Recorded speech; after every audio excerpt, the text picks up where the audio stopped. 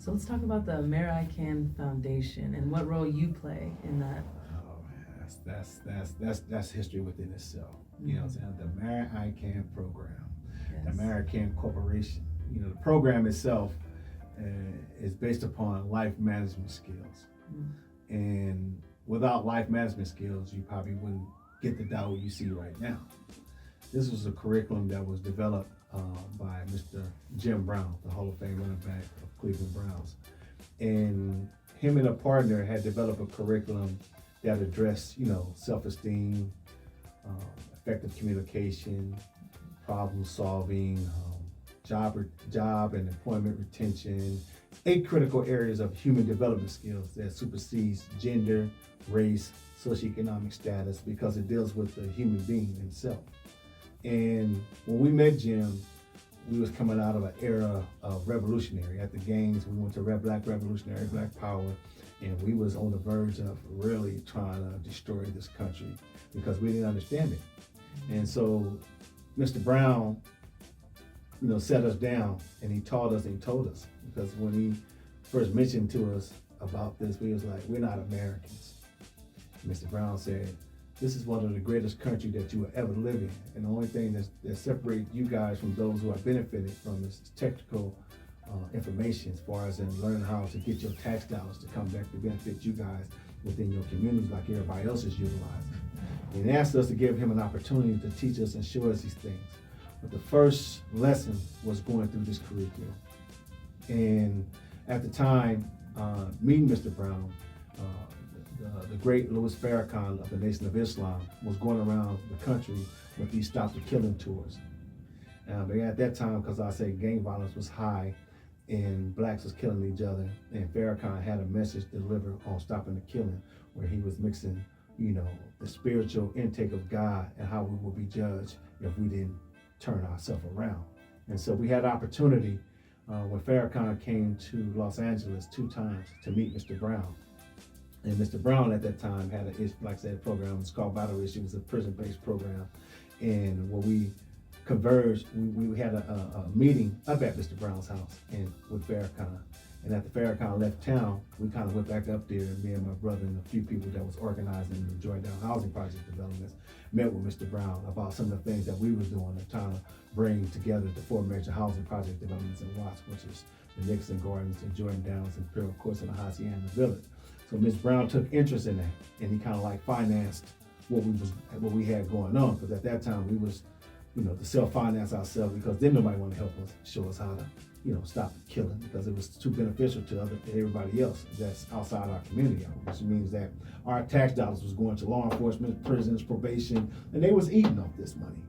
And so Mr. Brown took time to invest into us, and he asked us to give him an opportunity to show us how the system worked. And so we partnered. In our partnership, we created the name Amer-I-Can, which I can, meaning that I can do anything.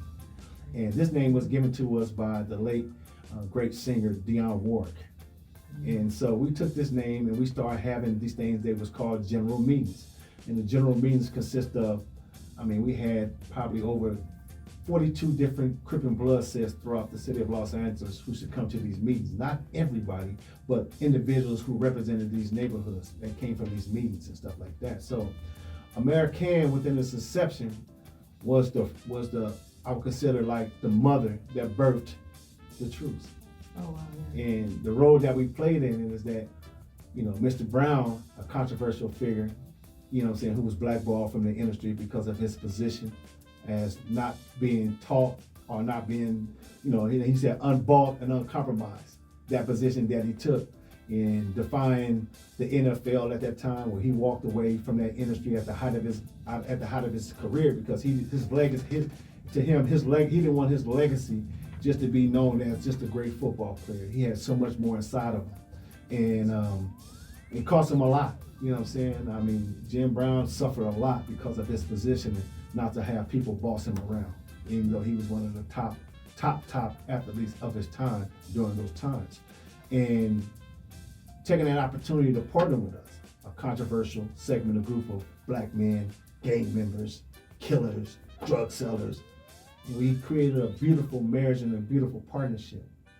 that created so much positivity. But like I said, it starts with education. You know, it starts with education. And Mr. Brown took the time out, not only utilizing his beautiful Hollywood house, which a lot of us only dreamed of seeing on TV. We had access to it. I mean, Jim was just as one of the homies was, you know, like, because you see most celebrities and athletes and people who get successful, they leave the community, never come back. And then you only see them in rich communities doing things for people who don't need it. Mr. Brown took the time to come and support people who was living in misery, living in the dirt, didn't have no opportunity, didn't have no allies. And so he took that time and we created that partnership. And out of that partnership grew what we got going on today. And so Amer-I-Can, to me, is like the mother of what you see transpiring over the past 30 years and the reduction of violent crime, opportunities, more black men taking responsibility for their own self-determination, and all these things. And you know, this program that we created, we went all over the country with it. And we taught this curriculum not only to just gang members, but to skinheads, to law enforcement, to politicians. Myself, I probably trained over 10,000 people utilizing that life management skills curriculum because it deals in 8 critical areas of human development skills. Effective communication, how to speak in the first person of I. Instead of saying we, they, them, no, I. And using my personal experience as a way to help people channel, you know, saying, or facilitate a lot of their current situations. So Amer-I-Can was, like I say, was founded by us in 1990. And, you know, from that, you know what I'm saying, like I say, made me a better person, made thousands of young black men a better person. And like I say, this program is a program that I hold dear to my heart. And I thank Mr. Brown, you know what I'm saying, for his intervention, you know what I'm saying, in our affairs. I thank, like I said, Minister Louis Farrakhan for his intervention in our affairs. And because without these two pivotal, controversial people that intervene, I don't think we would be sitting right here talking today. You know what I'm saying? So I always got to give credit where credit is due. And as we move forward, you know what I'm saying, like I said, I'm 52 now. And over 32 years when I started this, over 30 years since I started this, I'm 52 now.